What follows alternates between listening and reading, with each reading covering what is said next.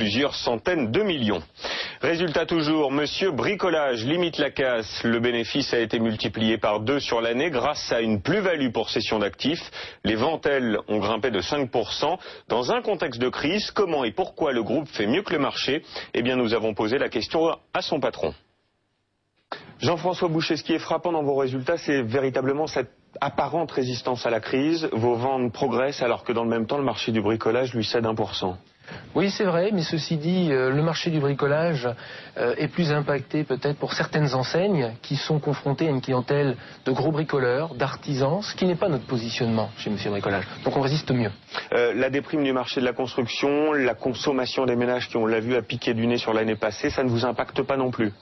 Ça peut nous impacter, mais d'une certaine façon, pour nos consommateurs, le bricolage, c'est la possibilité de faire des économies. C'est faire soi-même plutôt que de faire à d'autres entreprises. Autrement dit, pas du tout d'arbitrage de la part des ménages français sur les produits liés au bricolage.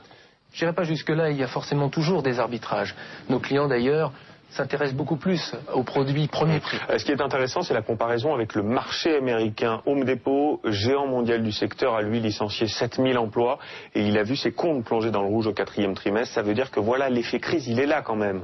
Oui, mais c'est très différent parce que Home Depot a un positionnement très ouvert vers la construction, vers les artisans, les gros bricoleurs, ce qui est très différent sur le marché. Vous voulez dire qu'il est directement impacté par la baisse du marché de l'immobilier, la baisse du marché de la construction? Complètement. À votre différence? À notre différence, et notamment pour Monsieur Bricolage, puisque, juste pour information, nos clients sont en moyenne propriétaires de leurs habitats à hauteur de 80%. 80%, mais qui ont quand même potentiellement des problèmes de pouvoir d'achat.